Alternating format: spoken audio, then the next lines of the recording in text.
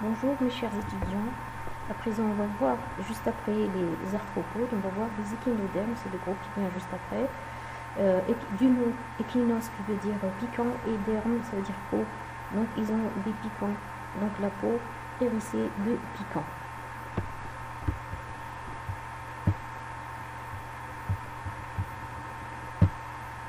Alors l'embranchement des échinodermes, c'est l'embranchement où il y a les étoiles de mer, il y a les oursins, il y a les euphorides, il y a les concombres de mer également. Alors il y a deux grands groupes chez les échinodermes. Il y a ceux qui sont fixés qu'on appelle les palmatozoaires avec les crinoïdes qui sont très anciens et la plupart sont fossiles. Il y a ceux qui sont libres, qui ne sont jamais fixés mais qui ont une bouche et anus opposée, présence de bouche et d'anus avec une plaque madréporique. Vous avez les concombres de mer, l'oursin et les étoiles de mer. De point de vue développement chez les échinodermes, ils ont la peau hérissée. Ils sont nommés ainsi parce que leur derme possède des spicules. Il y a aussi des plaques calcaires qui sont reliées, qui sont épineuses. Et c'est un groupe zoologiquement pied marin et caractérisé par une symétrie radiaire. C'est la particularité des échinodermes. Et la symétrie radiaire d'ordre 5, donc ils sont pentaradiés à l'état adulte parce que la larve, elle a une symétrie bilatérale. Il y a une autre particularité chez les échinodermes, il y en a deux autres. Ils sont deutérostomiens, donc on a fini avec les protostomiens parce que ici l'anus se forme en premier, avant la bouche. Et ils sont épithélioniens, donc ils ne sont ni hyponeuriens, le système nerveux n'est pas ventral et le système nerveux n'est pas dorsal. De point de vue situation phylogénétique, alors ici vous avez le groupe des diploblastiques. Ensuite on a les acélomates, ici avec les platelmates. On a les arthropodes, symétrie bilatérale triploblastique, protostomia. Et de l'autre côté nous avons les deutérostomiens, dont les échinodermes, les tuniciers, les vertébrés qu'on verra plus tard. Alors les échinodermes ont comme caractéristique générale une peau hérissée, c'est un groupe très ancien, exclusivement marin. La symétrie elle est pentaradiée, mais la larve elle a une symétrie bilatérale, donc ils subissent une métamorphose. Il n'y a pas de tête. Ils ont un endosquelette qui est calcaire, formé de plaques ou de spicules. Le système nerveux est superficiel et il est diffus. Ce sont des épithélioniens. Il est diffus sous le tube digestif. La concentration autour de la bouche, il y a 5 nerfs du moment qui sont pentaradiés. Il possède un système particulier de locomotion qui s'appelle le système aquifère. Alors pas d'organe respiratoire spécifique, sauf chez les holothuries où on a des poumons. Pas de système excréteur spécifique. Il y a des pieds qu'on appelle des podia ou bien des podies. Et par rapport à leur taille, il y a une très faible dépense énergétique. Alors le système aquifère, comme vous le voyez ici, l'alimentation se fait par la plaque madréporique, que voilà, ici, voilà la plaque madréporique, et le canal aquifère, et il distribue dans les 5 canaux, ici, les 5 canaux radiaires, parce qu'il y a des zones ambulacraires, ces zones, on les appelle des zones ambulacraires, et on a entre ces zones ambulacraires, les zones interambulacraires. Alors l'eau est distribuée vers les 5 canaux radiaires, et les ampoules vont desservir ici, regardez, les ambulacres, donc voilà, les ampoules, terminées par des ventouses ou des podies. Alors les valvules retiennent le liquide, il y a des muscles longitudinaux qui se rétractent. Alors à quoi il sert le système aquifère? À la locomotion, à la respiration et à la circulation. Les échinodermes, ils ont la forme d'une botte de châtaigne, donc on répète, le squelette se trouve sous le tégument, ils ont un système hydraulique unique qui actionne de petits pieds à ventouses, donc c'est une répétition de ce qu'on vient de voir. Alors ici vous avez les zones ambulacraires et entre les deux on a des zones interambulacraires. Il se trouve, alors là vous avez des pieds qui se terminent par des ventouses, qu'on appelle podia. La plaque madréporique ou madréporite, il y en a une seule. C'est la seule qui permet la circulation de l'eau et c'est de là où entre l'eau qui passe dans le canal hydrophore et qui sera distribuée dans les 5 canaux radiaires. Alors les échinodermes actuels se divisent en 5 classes. Les échinides, les oursins qu'on appelle, les oursins qu'on appelle châtaignes de mer. Il y a les étoiles de mer, les astérides. Il y a les holoturides qui sont les concombres de mer. Et il y a aussi les ophiurides que voici. Ils ont 5 bras, très fragiles d'ailleurs. Et il y a les crinoïdes qui sont fixés. Ce sont les palmatozoaires. C'est un groupe très ancien, considéré comme primitif, comparé aux autres. La classification sur laquelle reposent les échinodermes, c'est que les deux sous-embranchements qu'il y a, ce sont les éleutérozoaires qui sont libres, jamais fixés. La bouche est à nœud opposé et il existe toujours une plaque madréporique. Alors parmi les 5 classes, dont 3 sont fossiles, il y a les échinides, les astérides, les holoturides et les ophiurides. Alors ceux-là sont libres, jamais fixés, bouche et anus opposés. Il existe une plaque madréporique. Par contre, les crinoïdes ne font pas partie des éleutérozoaires, ce sont des palmatozoaires. Les échinodermes existent depuis l'ère primaire. Regardez la forme, ça c'est un échinoderme fossile, là aussi. Il a une forme de cœur. Ils sont bien représentés dans les roches sédimentaires à l'état de fossiles. Le test d'un oursin ici du Crétacé. Et vous pouvez voir la symétrie pentaradiée d'ordre 5. Donc on a 5 zones ambulacraires. Et là, vous avez des zones interambulacraires entre les deux. Le vide que vous voyez là. La forme d'une fleur. Alors ça, c'est l'oursin actuel. Les échinides, ce sont les oursins actuels. Le test interne, il est en plaque soudée. Il y a des zones ambulacraires et des zones interambulacraires. Les épines mobiles supportées par des tubercules qui vont servir à la locomotion et à la défense. Voici les épines, vous voyez ici. Ensuite, on a les pédicellaires. Alors, les pédicellaires, ils se trouvent à ce niveau-là. Voici les pédicellaires qui vont servir au nettoyage, à la défense aussi, qui ont 3 amorces. Les 3 amorces, ça veut dire 2, 3 amorces, 4 amorces. Ce sont de petits bras pour le nettoyage. Donc, il y a les épines, il y a les pédicellaires pour la défense. Et aussi, il y a une certaine photosensibilité. Ils sont recouverts de débris végétaux, de coquilles, et il y a une certaine orientation des piquants. Alors, les échinides sont réguliers. Ils ont un corps qui est bien développé, avec 5 zones ambulacraires et 5 zones interambulacraires. Ici, vous avez Paracentrotus, c'est un exemple, vu par la face orale. À gauche, ça c'est la face orale et ça c'est la face aborale. Donc il y a 2 faces, une face orale, une face aborale qui sont opposées. Et au niveau de la face orale, aborale, vous pouvez voir la plaque madréporique qui est impaire. Voilà, la plaque madréporique qui se trouve dans une zone interambulacraire.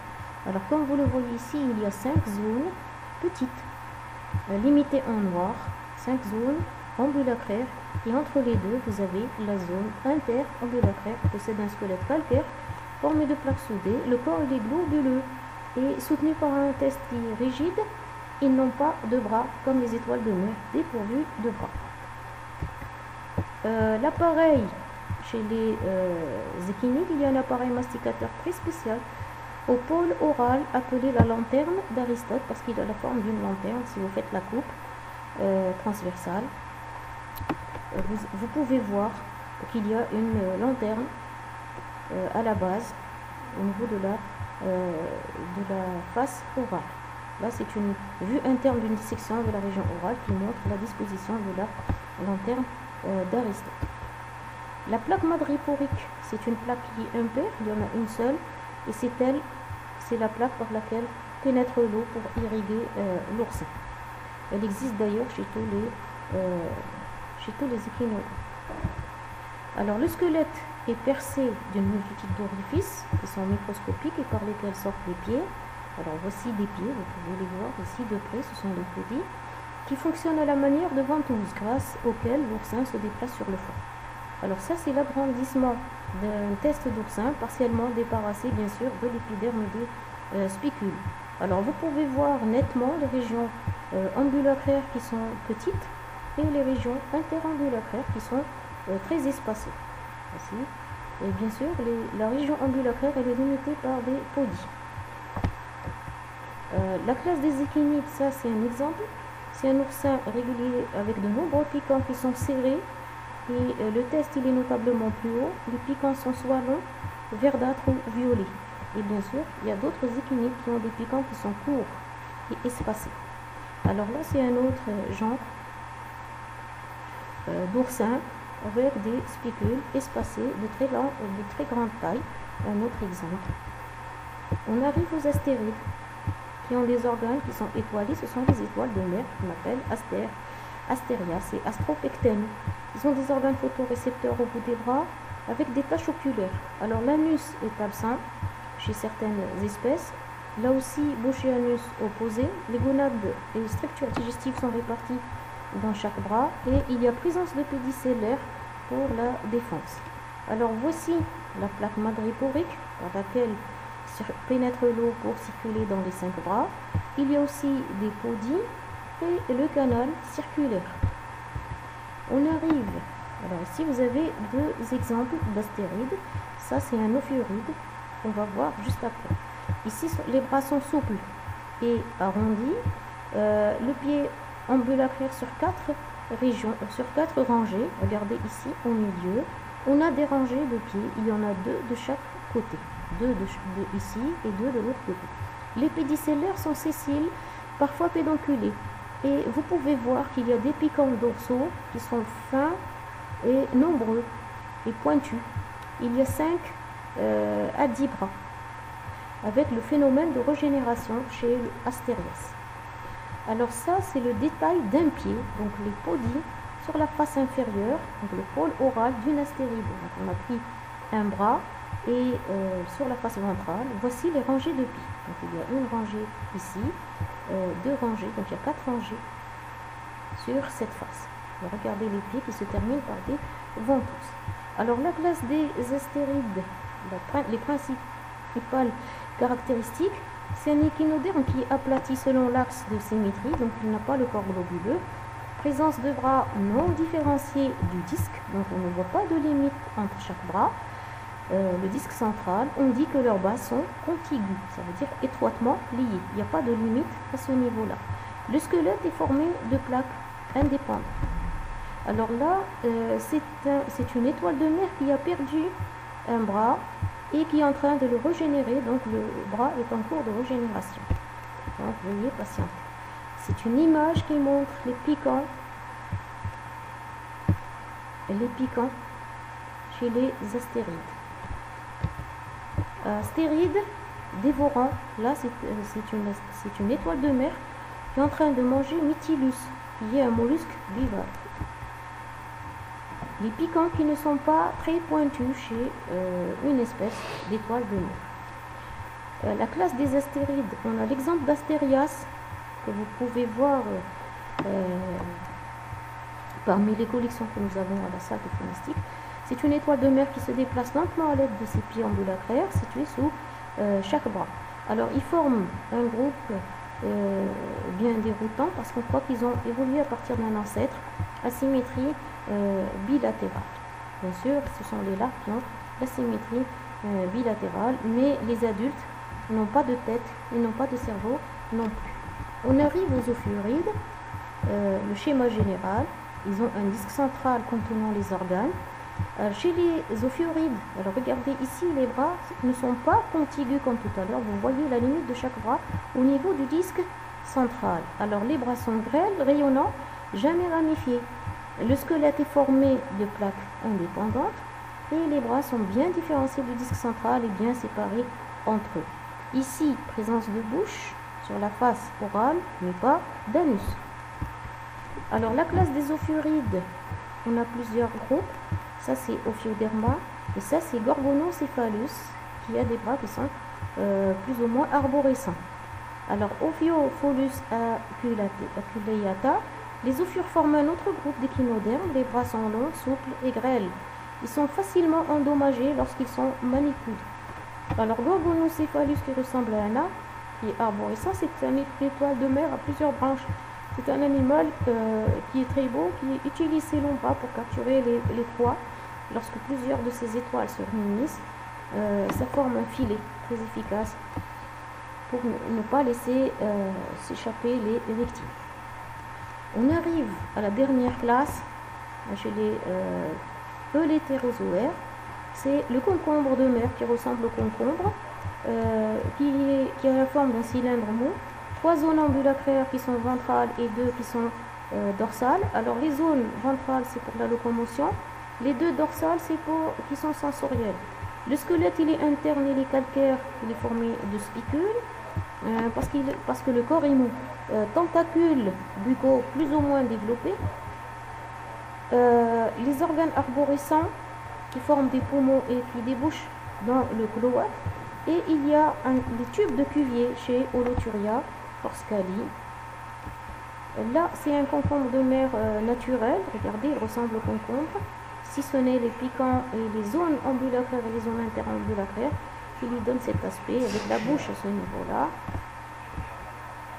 Alors, Cucumaria qui ressemble à une courgette. C'est un échinoderme qui n'a pas à craindre les collectionneurs de coquillages.